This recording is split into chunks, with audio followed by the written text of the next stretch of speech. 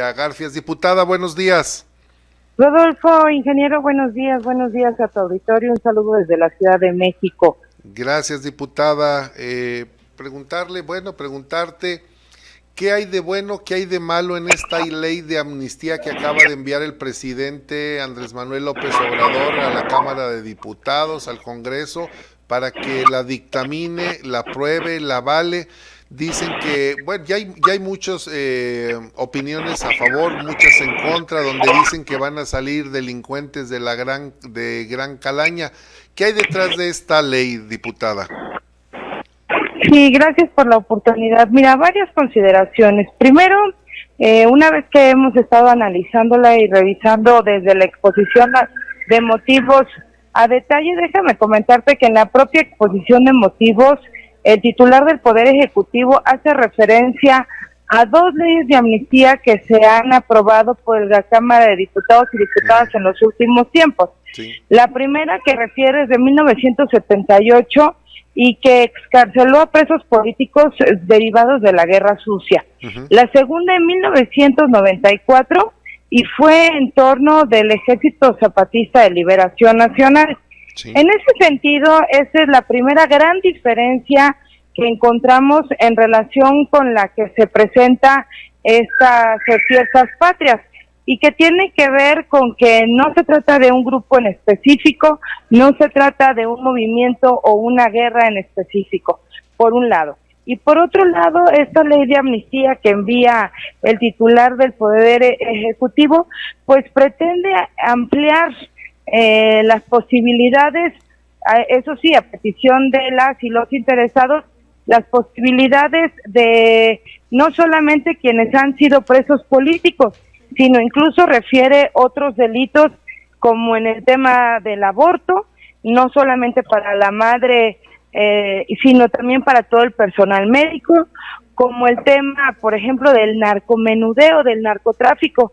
Y aquí hay una gran interrogante y una gran incertidumbre que tenemos en Acción Nacional, porque la mayor parte de las carpetas, y lo mismo lo refiere en la exposición de motivos, considera que de 2012 a la fecha hay más de 100,000 carpetas de investigación en torno al narcomenudeo en la competencia estatal y apenas poco más de 1,000 en la competencia federal. De tal suerte que tendría que homologarse y tendría que generarse leyes de amnistía en las entidades para, digamos, equiparar este concepto federal. En fin, hay desde el origen pues una tendencia distinta. ¿Qué es lo que vemos? Pues que con este delito, por ejemplo, del robo, donde dice robo menor que no amerite pena privativa de la libertad por más de 4 años y que no sea reincidencia, pues van para la calle. Y la realidad es que hay un problema de inseguridad gravísimo en el país, que a diferencia de lo que ocurrió en la Guerra Sucia, a diferencia de lo que ocurrió con el Ejército Zapatista, hoy por hoy tenemos más muertos que incluso cuando se llevó a cabo la guerra contra el narcotráfico por parte del presidente Calderón, ingeniero. Entonces, me parece que esta ley lo único que va a generar es impunidad. Hay una no precisión, no redacción clara en la misma, de tal suerte que también pudiera generar impunidad y que con argumentar, por ejemplo, que yo tengo pobreza extrema o que yo formo parte de un grupo o que tengo afines algunas situaciones, pues entonces me va a permitir seguir delinquiendo, seguir formando parte de las filas del narcotráfico, y esto por consiguiente va a generar mayor inseguridad en el país. Diputada Silvia Garfias, a ver, yo tengo diferentes lecturas sobre esta situación, pero desde luego no soy legislador ni estará en mi responsabilidad tomar la decisión. El primer punto es cierto que existen muchas personas en la cárcel por su nivel de pobreza, hay que decirlo, y que muchos de los abogados que los asisten, que son de oficio, pues no es que carezcan de la capacidad ni de los conocimientos, sino que el tiempo y el número de personas a las que defienden y representan no les permite poner la misma atención. Y me parece que creo que sí debería de existir una revisión exhaustiva de quienes sí están ahí, por circunstancias de verdad de pobreza que no pueden pagar.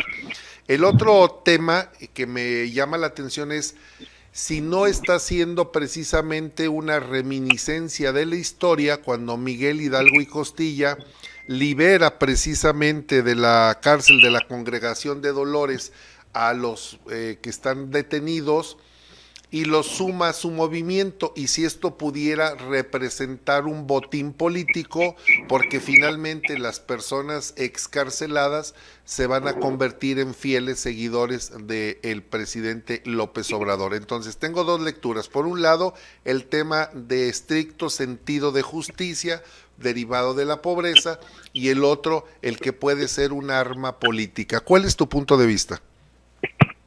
Sobre el primero lo comparto absolutamente, pero también es cierto que quienes tengan la posibilidad económica, porque la ley es muy clara, esto no va a ser generalizado, tiene que ser a petición y parte de, es decir, sí, se van a requerir abogados para llevar a cabo el proceso, o bien recurrir a la Comisión de tanto Nacional de Derechos Humanos o en su caso las comisiones estatales. Es decir, se necesita alguien que sepa, y entonces quienes se encuentren en extrema pobreza van a quedar en el mismo estado de indefensión. Pero además ya existen los mecanismos. También es cierto que siempre se requiere quien sepa y que no se dan abasto los defensores de oficio para atender a las personas que se encuentran en extrema pobreza. Sin embargo, es un riesgo mayúsculo que quienes se dedican a esta actividad, no de ahora, sino de muchos años atrás, que ahorita se encuentran presos, que tengan las posibilidades económicas, van a encontrar todos los recovecos en esta ilegal e imprecisa redacción para asirse a alguna de las causales o algunos de los tipos que se contempla en la amnistía, y entonces quedan en libertad sin la garantía absoluta ni de reparar el daño en su caso, porque no lo contempla como tal. Es decir, si a ti te robaron, pues con que digan que son pobres, pues ya salen libres, y entonces la reparación del daño para la víctima, ¿dónde queda? Esto no está considerado en la ley. Segundo, ese es un buen dato. Si te dedicas al narcotráfico, pues dices que eres pobre, y entonces tienes un buen abogado que así lo hace parecer, te dejan en libertad, y entonces vas a salir a la calle a ser productivo o a seguir dedicándote al narcotráfico. Esa es la segunda pregunta. Y también comparto, en mi opinión, se trata meramente de un interés electoral, de una situación que solamente la está convirtiendo en un botín para que, pues como el Mesías que está autodeclarado, porque él es el que define quién es el pueblo, cuando es un solo México, él es el que define quién es chairo y quién es fifí, él es el que está pretendiendo definir cómo se dicta, nada más él, la política gubernamental en todos los aspectos y el control de todos los sectores. Entonces él se quiere seguir sintiendo el Mesías, el Redentor, el Dios de la gente, para que entonces le tengan que rendir cuentas y tiene un control absoluto de la sociedad.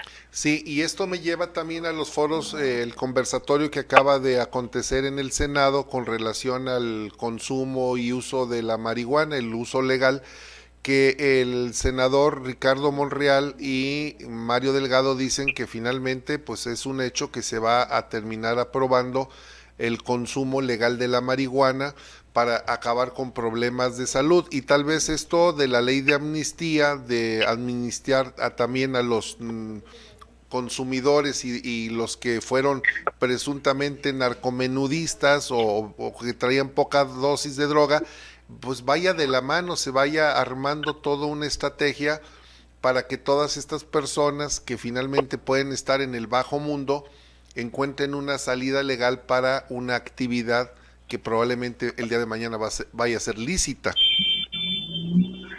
Así es, el problema es que no estamos atendiendo las causas. No se está atendiendo la causa de la violencia, que en una contraparte podría ser la generación de empleo. Tan es así que tenemos crecimiento cero. No se atienden los delitos contra la salud, que tiene que ver con un tema de valores. Perdonar solo por perdonar sin atender las causas no va a resolver el problema. Y si quiere atender el tema de salud, pues entonces debería estar dedicando presupuesto al cáncer, dedicando presupuesto y que no genere o que no derive del fondo catastrófico como lo ha presentado para el Seguro Popular.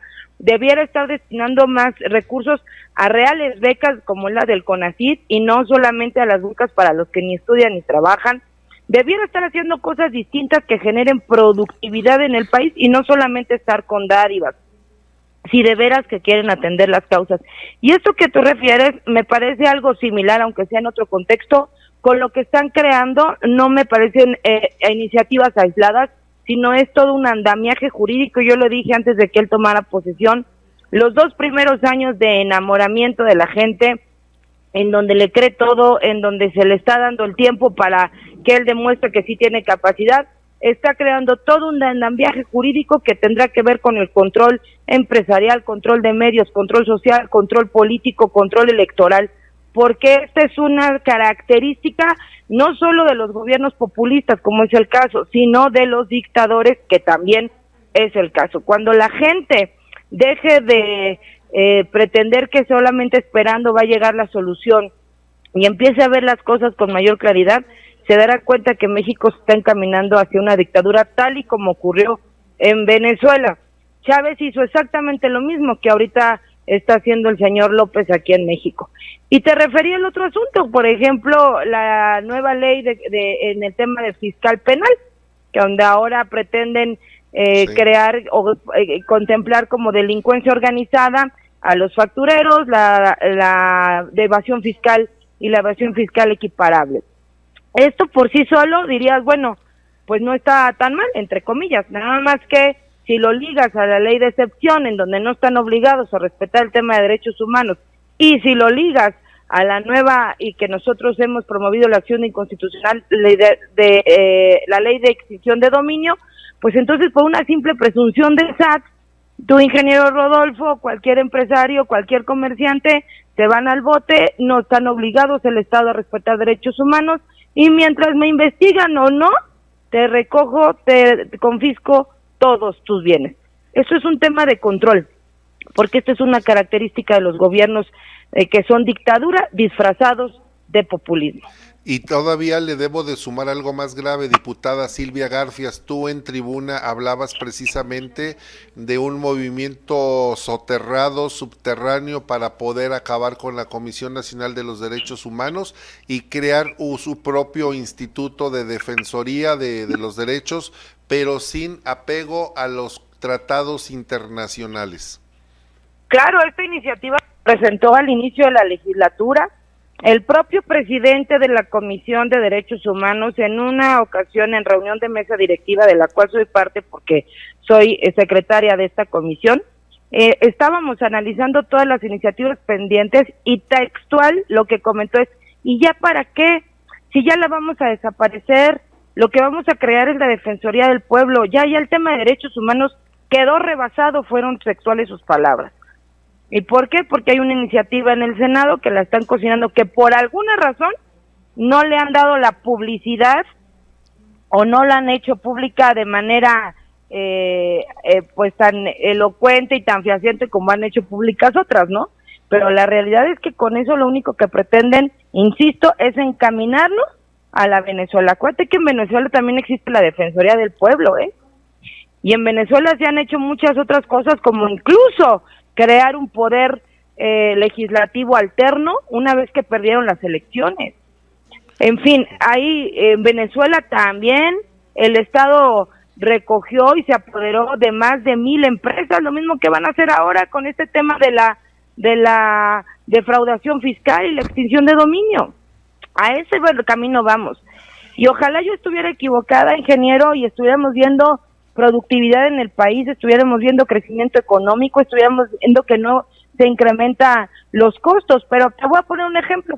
Hace un año los productos de la canasta básica costaban por lo menos 4 o 5 pesos menos, en algunos casos han subido 20 o 30 pesos, no nos vayamos del tema de los combustibles, está subiendo, se está encareciendo la vida y finalmente no hay crecimiento. Tenemos más de 70,000 empleos que se dejaron de generar. En fin, tenemos un problema gravísimo de seguridad y una distribución del gasto público fatal, pésima, en donde están castigados los gobiernos estatales por un tema de control, los gobiernos municipales por un tema de control, porque el Mesías y Redentor del pueblo que se hace autollamar, él es el que quiere definir absolutamente todo, y las cosas no van bien y se nota. Sí, diputada Silvia Garfias, aprovechando que tú estás en la Comisión de Derechos Humanos, también hay un tema que preocupa para algunos periodistas y defensores de los derechos humanos, porque el mecanismo de protección para estas personas, en las cuales algunos estamos dentro, tenemos el beneficio de esa protección. Ahora, la empresa que nos brinda la seguridad a través de escoltas va a ser retirada y están señalando, primero, que le van a disminuir el presupuesto al mecanismo, que depende de la SEGOP. Segundo, que ya no van a ser estos guardias privados los que nos van a proteger, sino que van a tener que ser policías federales, de los cuales, por ejemplo, el columnista Roberto Rock del Universal publicó hace 2 días un artículo donde refiere que los policías federales están inmiscuidos en un cártel que permite el trasiego de la droga en los aeropuertos y también de indocumentados. Entonces sería un contrasentido que quienes te están agrediendo, que están vinculados a presuntamente a la delincuencia organizada, vayan a ser los que ahora van a proteger a los periodistas o a los defensores de los derechos humanos. ¿Tú tienes conocimiento de esto?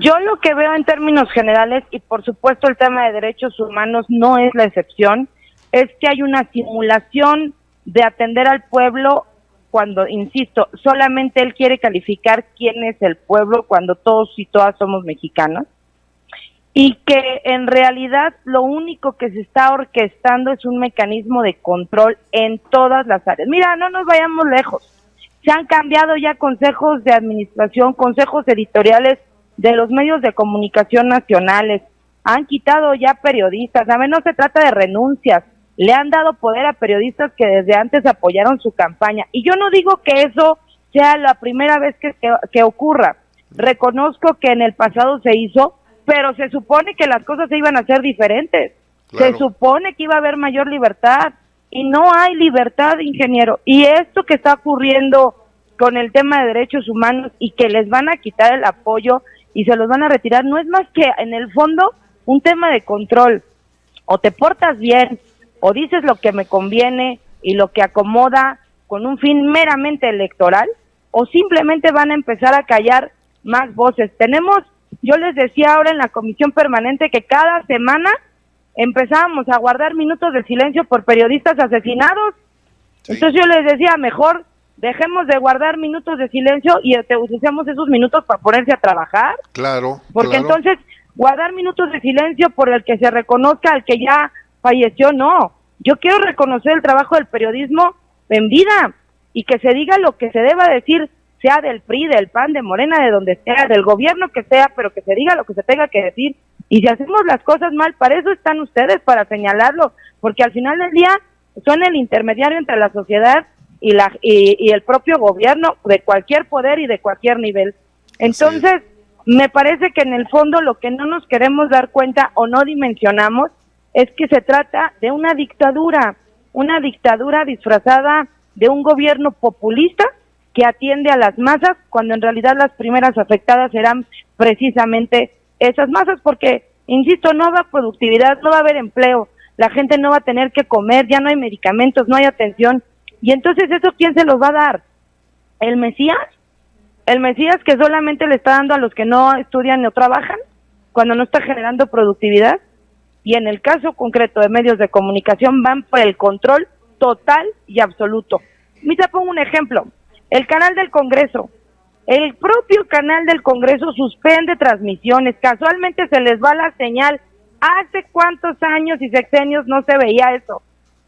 El propio Canal 11 ya empezó con un adoctrinamiento sobre la política populista. El Canal 11, lo que hace muchos años no se veía. Y así me puedo ir por cada uno de los medios de comunicación donde van a empezar a tener y querer pretender el control sobre lo que se dice, sobre lo que hace y sobre todo, sobre quién lo dice. Bueno, pues malos auguros. Yo me quedo con el final de tus palabras donde dices, se trata de un gobierno populista o un gobierno dictatorial disfrazado de populista. Diputada Silvia Garfias, muchas gracias por tomarnos la llamada, por tus opiniones valiosas. Gracias, ingeniero, por la oportunidad. Un saludo hasta Aguascalientes desde la Ciudad de México. Gracias.